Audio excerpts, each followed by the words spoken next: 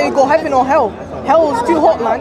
You can't just say you believe and then you go heaven. And if I believe I've lived a goodly life, should I go to heaven? Because you believe I've led a bad life. You say good life. What do you mean by good life? What do you mean by I've done good to my neighbours. I've helped. Yeah, I know. But you're not strict Part on of it. monotheism. But because I don't believe in Islam, does that mean I'm going to hell? Although I'm a godly person. I'll tell you what. If you don't believe, according to us, if you don't believe, if you don't worship God alone, and if you worship other than God, then yeah, you're going to hell. Yeah. Well, let me explain. No, that's because I believe in my God, not your God. Yeah, but you believe in the creation. So, Can I ask you a question? This is what it is all about. Because you were speaking earlier, sorry to interrupt, brother. That's all right, no, you were speaking earlier about Jesus being God or not. You were trying to disprove the deity of Christ, yeah? About Jesus? Yeah, I heard you earlier, yeah, okay. So he was questioning how can Jesus be God. Would you agree or not, just based on a historical context, okay? That when we look at anyone in history, whether it be Alexander the Great, Muhammad, Jesus, Moses, you have to go to the earliest sources about that person's life. Would you agree? But I need to be authentic. We can get to that. We can get to that. But 1 second. The Quran says everything. One at a time, please. The Quran talks about everything about them, about Moses, about Jesus, about Muhammad. No, but the question is that the earliest source on the life of Christ? Yes or no? It's not life of, the sources have been changed at the life of Jesus. So how do you know that? Because it's been changed so many times. There's 100. How do you know that? Do you have authentic declarations? Brother, hold on. So did you say there's 100 chapters of the Bible? A lot. I don't know how. Why does that mean the Bible's been changed? Because There's a lot of versions of the Bible. Sorry? There's a lot of versions Such of the as? Bible. Tell me. A lot like Paul, like you No, name it. Like there is no Paul version of the Bible. There is a lot of versions. There's a lot of. Like what? Tell me. You're making a claim. Tell me. If what you mean, 1 second, brother. If what you mean is translation, there are many. Translation. Brother, 1 second. It's changed. It's been 1 changed. second. It's been altered. Okay, show me. Show me. How can I show you? I don't have the original version of the Bible. You're making the claim it's been changed, but yet everyone knows this. you're not. Even Christians themselves know this. No, we don't. Yeah, That's why we don't say it's been changed. Come on, man. They do know this. If you mean change in the sense of, hold on, brother. It's been added. You can take it over. That's fine. But let's go back to the original point. Okay, the deity of Christ. If we go to the earliest sources of the life of Christ, what are they?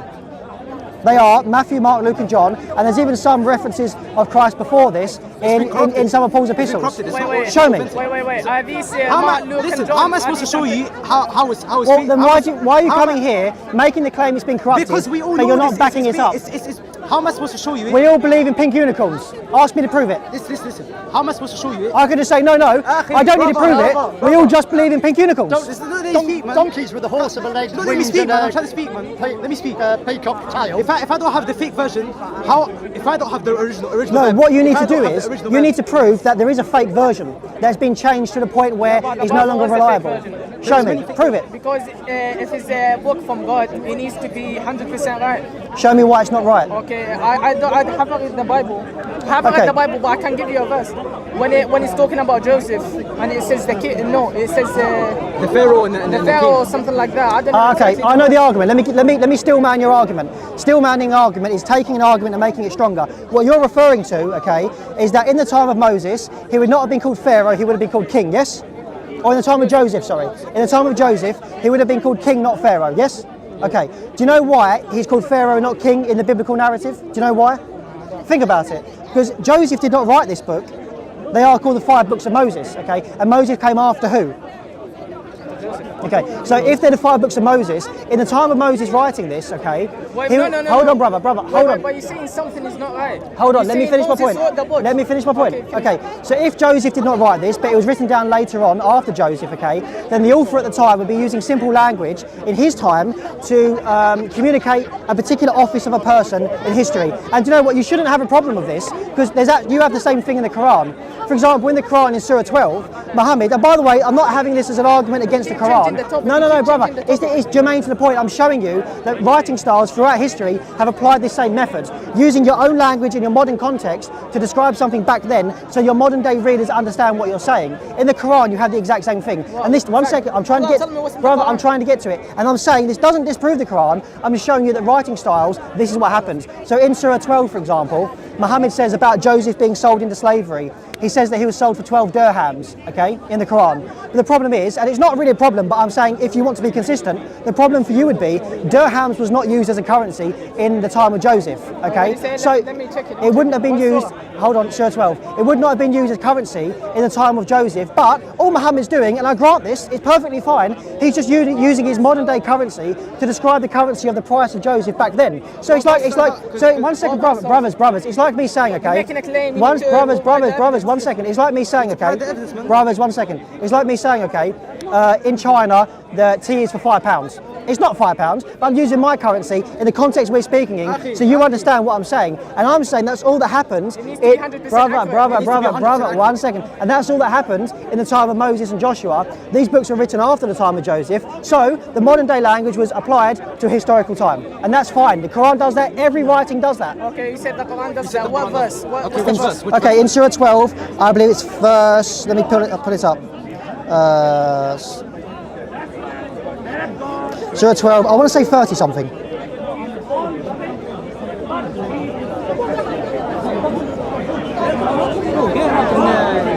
الانجيل اتغير. Because everyone knows الانجيل. Luke all of them and there. Okay, so it's Surah 12 verse 20. Some translations may say silver coins, but even in the time of Joseph, silver coins were not used as currency. And by the way, we need to make this clear. I'm not using this as an argument. You told me that 20, silver brother. coins or dirhams wasn't used back then. Okay, do you know when dirhams came about? Oh, tell me what's Much later. You say that, but I don't know that exact. Tell me the. This is basic knowledge, my friends. Dirhams were not. Dirhams. And by the way, listen. You need to understand. Listen, you need to understand, brother. You're taking this as an attack against Islam. I'm not saying that. Which verse? Surah 12, verse 20. I'm just saying that historically, this is what writing styles and authors did. They used modern day language and applied it to a historical context, so their modern day readers understood what was being said. And by the way, I don't have a problem with Muhammad doing that. That's not a problem for me. That's not a problem whatsoever. That's okay. The Quran was sent from God, not from. Wait, listen. That doesn't answer what I've just said. You said dirhams wasn't came until later. Until after Joseph. Until after Joseph. Tell me where's the evidence? Where's the proof that you have? Where's the evidence? Yeah, where's the evidence that you say dirhams came after Joseph? Okay. Tell me where's the evidence? Okay, all due respect, I'll give you one chance for that not to be your argument. Okay, that's my argument. Okay, that's you want to stick with that? Yeah, okay. Okay. Okay, because dirhams. In fact, just simply do me a favour now. Do me a favour right now. Do me a favour now. They bought him from little dirhams, or I don't know. Yes, but Muhammad was after Joseph. This proves my point. Huh? This proves my point. Muhammad said dirhams, but Muhammad was brother. What's your name? Don't worry about money. Okay, so Muhammad used dirhams in this context to describe how much Joseph was sold for, okay? Now, you might say this wasn't in a time of, how do you know this wasn't in the time of Joseph? Well, because Muhammad uses it, is what you're saying. Muhammad uses it because Muhammad came after Joseph. This is my point. He's using modern day currency, 1 second, to describe the price of Joseph being sold. Now, you seem to be missing the point. There seems to be a disconnect. I'm not saying that Muhammad is wrong for doing that. He's not. That's perfectly acceptable for Muhammad to do that. It's like me saying £5. And referring to 1200 years ago in China, they weren't using £5. But you understand my point. I'm speaking to modern day readers. That's all Muhammad did, and that's okay. And I'm saying that's all Moses did in terms of Joshua, and that's okay. I had the same argument with Ali Dawah, and he admitted it's okay. Because darahim is how the Arabs used to understand it. Because back then, yes, I agree. They're not going to know every currency. I agree. That's okay. That's why Allah subhanahu wa ta'ala said darahim. My friend, you're missing my point. I agree. That's brother, you are missing my point. I'm saying for Muhammad to do that, that's fine. I agree. He should do that. In the context he's speaking in, he should say dirhams because that's what his audience understands in terms of currency. And that's what Moses done in the 5 books referring to Pharaoh, because that's what the modern day readers and our readers now understand. That's all that happens. There's not a problem on both sides. Do you understand? Thank you. So what I'm saying is, I'm pointing out that your argument here is inconsistent. So Pharaoh and king is brother. What I'm saying is it's analogous. It's exactly analogous because if you want to say this proves if you want to say this disproves the Bible, then by the same standard that disproves the Quran. I'm not saying it does. I'm saying Muhammad is perfectly fine as a speaker. He was a good speaker. We can all agree to do that. That's perfectly fine. He was a good communicator, and so to be a good communicator, you use language your audience understands. Do you understand? And that's all Moses did. So there should not be a problem. No, but the difference between your belief and my belief, you think that Abraham, Moses, Muhammad, they wrote the books. They wrote their books. The Quran, the Torah, the Injil. You believe in that. They wrote it down. But they didn't write it down. God brought them to them. God sent it down to them. Yeah. So what you're saying is that God floated down a book to the prophets? No, float down. No. Yeah. Through a messenger. Yes. As Peter says in his epistle, holy men were carried along by the Holy Spirit to write down scripture. We agree. God inspired the men to write scripture. Yeah. So it's like me using a pen. Yeah, One second. I'm the author of the words, but the pen is the instrument. Yeah, I know. But I don't know, man. Listen, if you listen, believe it's different from my. Can I just say? If you're not, you're just saying you don't know. If you're not ready to continue, brother, if you're not ready to continue the conversation, I'm happy to shake hands here. If you think about it, that's all. I'm ready. I'm just. It's hard. It's difficult for me to express what I'm saying. That's okay. Because now let's go back to his argument. So you agree? So hold on, brothers. So you agree? So you agree? Okay, I have no idea what you're saying, but continue. No, we're finished. Okay, continue. Continue about what we're talking about? You said you want to make another argument. No, I'm not making. I'm going back to the original argument when he said that God only wrote one book to Jesus, and they came back, and he came now with like multiple books now. Okay. So we don't believe. Okay, so this is where we're misunderstanding each other. We don't believe Jesus was given a book. We don't believe that. We believe Jesus preached a message, and his disciples wrote that message down. So the message from who? The message from who? He said, "I speak which the Father gives me." Okay, so when he speaks, they need to write it down like word for word. No. So what happens is they did not. I don't believe, and no Christian believes, that when Jesus was walking along, the Bible writers, the gospel authors were walking behind him, writing down every sentence, every breath he took. No, but they wrote down the message he preached. Yeah, but over the time it's going to be different. From now, some books in your religion, some books contradict another books. Such as? I don't know. I don't have. This is the problem, brother. No. But it says about Jehovah's or something like that. He died. No, hold on. You're referring to Jehoiakim, yes? Yeah, something like that. Okay. Now that's in regards to the genealogy you're referring to, yes? I don't know. Okay. So let me answer. So what? Brother. Okay. So what you're referring to? What you're referring to is Jehoiakim, okay? Because the argument you're trying to make, I understand what you're trying to say. I've heard it before. The argument you're trying to make is that in the genealogy it said that someone was born of someone. Okay, so someone's father was, for example, Jehoiakim is the example you used. Okay. And when we look in the Old Testament, that's not the case. No, it's not. But what happens in the genealogy there is they're simply using shorthand. But the person they used who said he begat so and so wasn't the father. He actually just referenced the grandfather. So he still comes from the same person. He just skipped out the father and went straight to the grandfather to say he came from him to make the list shorter. And that's okay. That's inefficient because when someone is trying to read it, you can see a clear contradiction. No, okay. There's not a contradiction. Okay, if you understand the literary device he's using. Okay, it's called compression. Do you know what that is? Compression, which is basically if you've got a story that's this long or a genealogy that is this long, you compress it down. So you may skip out a father, but you just simply reference the grandfather, and that's perfectly okay. That's a writing device called compression, and that's okay. No, but it's changed though. No, it hasn't changed. You're saying that. You just said it. You shorten it down. It's called compression. You're compressing it. You're making the story even smaller, right? So if I say to you, okay, for example, let's say your father's name is David and your grandfather's name is Henry. Okay, if I say to you, you came from Henry, is that wrong or is that true? I came from it. What did you say? So your grandfather is called Henry, yes? But your dad is called Joseph. If I say you came from Henry and I just skipped Joseph to make the list shorter, is that still correct? You did come from your grandfather, right? Exactly, and that's all the genealogy is doing. When it says it in the, I don't know which book it is, but when it says someone, Jehovah's died at 12 when he was a king or something like that. I don't know exactly the verse. Do you know what you need to do? I think maybe next time, because I might be here next week, you maybe need to look into that and bring that to me when you've got more of an argument. Is that okay? Because otherwise we're arguing from something like, well, I've heard this, I'm not sure how to say it, but let's argue about it. I know where it says it, but I don't know the exact wording of that verse. What are you going to talk about right now? About the Bible, different books contradict each other. How about this? How about we go back to the... Simple Google search that will show you. Of course. No, well, it doesn't. It'll show you the different versions. Okay, the thing is though, we need to be careful with this, okay? Because if we use an argument, say, well, this is a contradiction. We can use that with any writing, with any book, any author. We can use that with the Quran. We can use that with the Bible.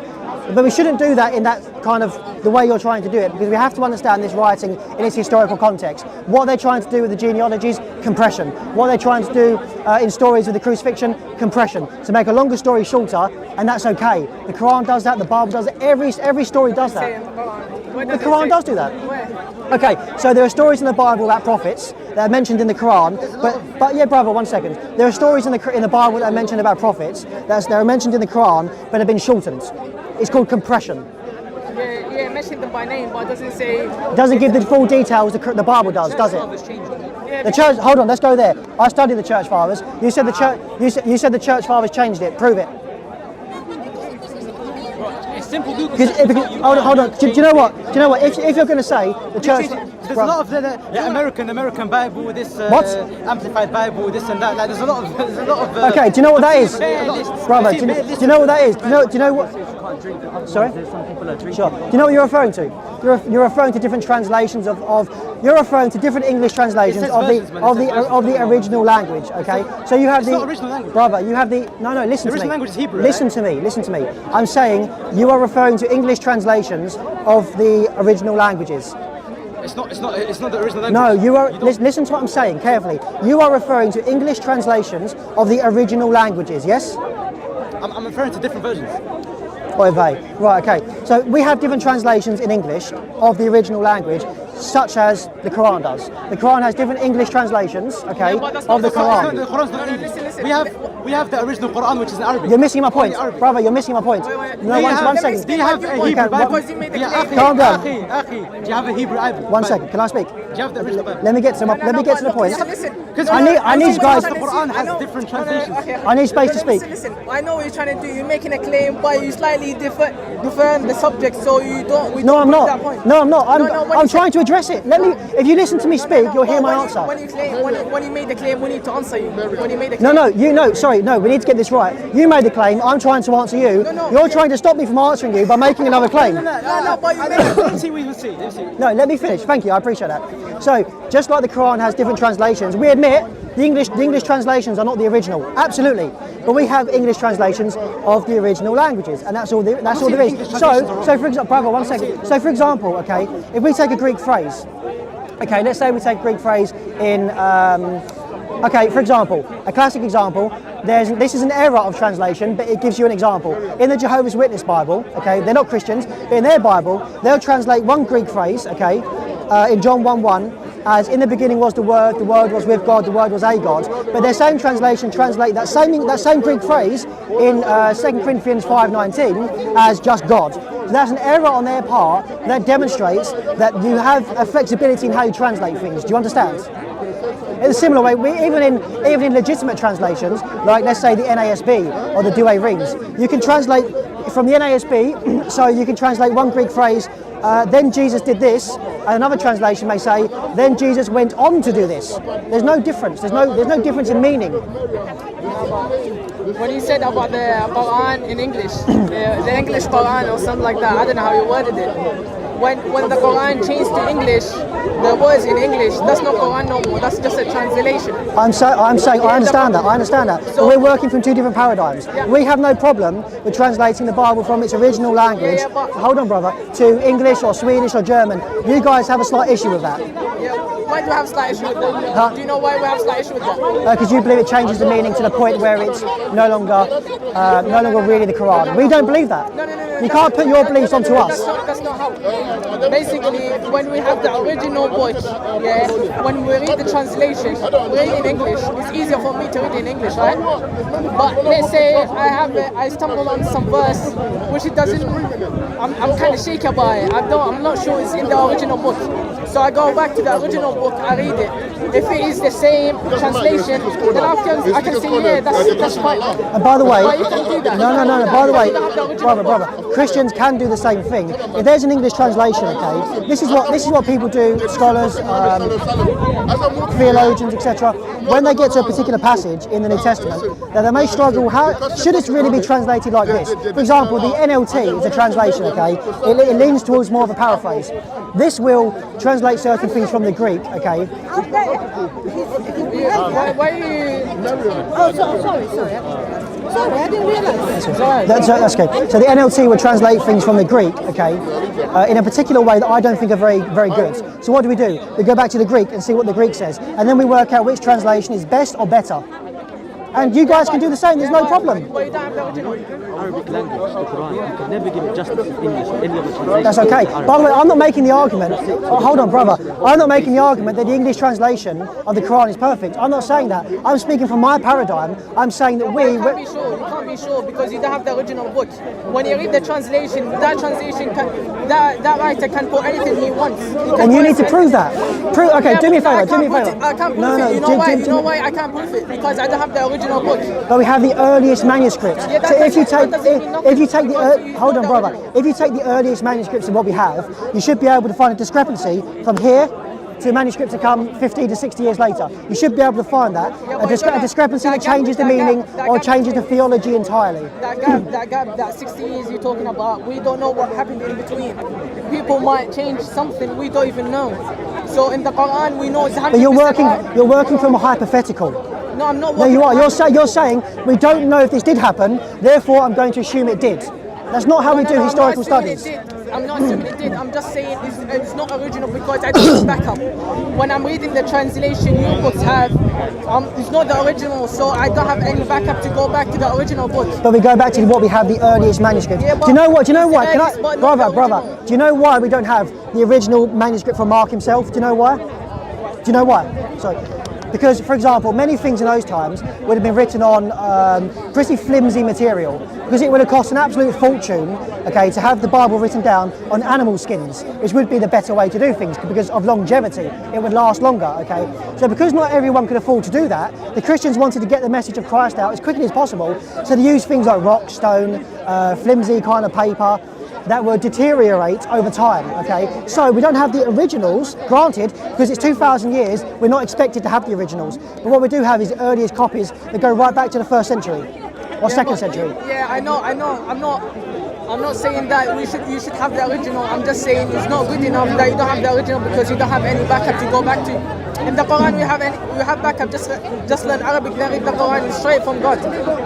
It's 100%. You're presupposing it's from God, but if I can show you a discrepancy within the Quranic narrative about the life of Christ, then you have an issue. Then you can say it's not from God. For example, as I referenced at the very beginning of this conversation, the easiest way to disprove Islam is to look at the historical life of Christ. Because we both claim Christ for our own, yes? You claim Christ as your prophet, I claim him as my Lord, yes? Yes? Okay, so when we look at the earliest testimony of the life of Christ, okay, what do we see? We see Jesus making divine claims. We see those who followed him said that he was God, said they worshipped. For example, one second, brother. For example, let's take the Gospel of John, okay? We cannot take the Gospel of John and the author of John away from history. We have to deal with this in its historical context, okay? And the Gospel of John, for example, calls Jesus God over and over and over again. It says that Jesus is worshipped in John 9:38, okay? But if there is a discrepancy between John and the Christians that came after, because if John's Gospel, as many Muslims here try to argue, I've debated Hashim, he tries to argue that the Gospel of John is not really trying to portray Jesus as God. That's what he argues. If that's the case, okay, then we should see those people coming after John, who are taught by John, teaching that this Gospel of John doesn't really teach the deity of Christ. I mean, don't see that. Do you know why? Because in my bag right now, I'm going to get it for you to show you. I have the writings of Saint Ignatius of Antioch. Do you know who that is? Ignatius of Antioch, okay, was a disciple of John. He was a disciple of the Apostle John, who was taught by Christ. Do you know? Sorry, brother. Do you know what he says in his writings about the life of Christ? He calls Jesus the God. He says, Is it? huh? Okay, you say that person, I don't know who that is exactly. But the evidence you had of Jesus is not authentic. How do you know that? Because I have the right, brother. I have the writings here. Brother, I have the right. It's not anonymous. It's from. No, I know that guy. I don't know. He might be anonymous or might be not. But okay. the Bibles you have. You don't know. Okay, let's take that argument. Let's say, for example, although Ignatius claims to be an apostle of John, how do we know John really wrote John? Is that your argument, really? Yes, in essence. Yes. Okay. Well, when we look at the Gospel of John, we see a very interesting thing. Towards the end of John's Gospel, okay, it actually claims to be written by a disciple. Because he goes on to say, this is the disciple who wrote these things down. Yes? I'm about to get to that. So in John 21, it says, this is the disciple who wrote these things down. And we know his testimony is true. Why? Because he was there seeing the very events of the life of Christ. Brother, 1 second. So, just from that, we can see this was a disciple. Doesn't give us the fact that it's John, but it does in fact say this is coming from a disciple. Then we look to those people who came after John, who were taught by John, like Polycarp. Polycarp taught a man called Irenaeus. Irenaeus, in his writings against heresies, says that John wrote the Gospel of John. So, let's bear in mind, I just referenced Polycarp, who was a friend of Ignatius, because that same Ignatius who talks about Jesus being God was taught by John. He wrote letters to Polycarp, who was also taught by John. So you have two people who were both taught by John, claiming that Jesus is God, claiming that they understood from the Apostle John that Jesus is in fact the Saviour of the world and God. Okay. How about we shake hands and leave it there, yeah? Yeah, okay. But you're mentioning all these names, which I don't know about these people. I don't know, man. All I'm saying, all I know, the books you have of the Bible is not authentic, it's not 100% right. There might be some changes, I don't know. I'm not saying it. Okay, how about this? I'm not sure. How about this? The Quran is 100% right. Okay. How about this? Brother, how about this? You're making many claims about the Bible now. You're saying, I don't know, but this is what I believe. How about this? I'm going to be here next week. You go away, you think about what we've spoken about, okay? And you bring me back better arguments, okay? Because at the moment, I can't deal with, I think it's corrupted, but I don't know how, okay? Is that fair? Yes? Yeah, I can say that. Have a nice week. Have a good week. But let me ask you a question. Why don't you believe in the Quran then? Why don't you believe? Based upon everything I've just said. Why? Because the historicity of the life of Christ. Okay, the life of Christ. Because think about it. Brother, think about it like this. If Muhammad, the Quran comes along 600 years later, yes, we agree. After the time of Christ, 600 years later, written by no one who saw Jesus, no one who knew Jesus, no one who lived with Christ. Brother, we have people here, okay, for example, Ignatius, who was taught by the man who lived with Christ. And he's saying Jesus is God. We have John's writings, we have John's writings itself, who is clearly claiming to be a disciple, who's saying that Jesus is God. We don't know he's a disciple because the book came. It says this is the disciple who wrote this down. It says he's a disciple. It doesn't mean nothing. Okay, so if I say to you now, brother, if I say to you now, I am a participant in this discussion, okay, does that mean anything? If I say to you, I am a participant in this discussion, and some guy over there comes along and says, that means nothing. Is that nonsense? You have evidence because the comments right here, you can show them. We have evidence in the writings. And we have evidence from those people, brother. We have evidence of those people who are taught by the apostle himself. They claimed that Jesus is God because they heard it from a disciple of Christ. And not only that, we have, for example, other church fathers like Clement of Rome. Clement is mentioned in the Bible itself. Clement is mentioned in the Bible. He was a successor of Peter in regards to the Bishop of Rome. He says in his letter to the Corinthians that Jesus is God. And he's in the Bible. He's mentioned in the Bible. It doesn't mean nothing. Do you know what? That's him claiming to be he's a disciple of God. Doesn't mean that he's a disciple of God. Do you know what? It means a lot more. That means a lot more than someone 600 years after the fact. Okay, but you believe in that Muhammad wrote the book himself, but he didn't write it down. I never said that. No. You're saying that because of the gap of the years, like 600 years between Jesus and Muhammad, that means that is... What I'm saying is this. If me and you are having this discussion now, okay, and this gentleman here, what's your name? I didn't hear that, but him, David, okay, let's say David hears this conversation now, yes? Okay? And then if he's going to tell this story about this conversation, okay, who should we trust more? David? Yeah? Or someone 25 years later who was never in the country, never there, who should we trust? You need to prove it's inspired by God. Yeah, because in the Quran it's a law. No, but brother, you're engaging in a logical fallacy called a vicious circle. Okay, you're saying it says it's from God, therefore it's from God. Yeah, but why do you believe in asking me why do you believe in the Quran is from God? Why do you believe the Quran is from God? Because God says so. This is what I'm saying. No, it's not. Yeah, God says it's from him, but it got evidence of that why he's saying it's from God. Because it contains miracles, the messenger... The Bible contains miracles. In fact, okay, how about this? There's a church historian who references, okay, a miracle that was in the Bible. There was a reference in the Bible to a church historian, okay, who says that, you know, when the sun darkened in the crucifixion account? Okay, well this is a mention of a miracle that took place in the Bible that's mentioned in a church historian some hundreds of years after Christ. So we can all say miracles, we can all say that. Wait, what's the story? The miracle. Do you know when the sky went dark, etc., in the after the crucifixion? Okay, well, it's a miracle in the Bible mentioned by a church historian some hundreds of years after. That's fair enough. Like I say, you go away, research it, come back to me, because the historical argument is strong. What's this? Brother, listen. Let's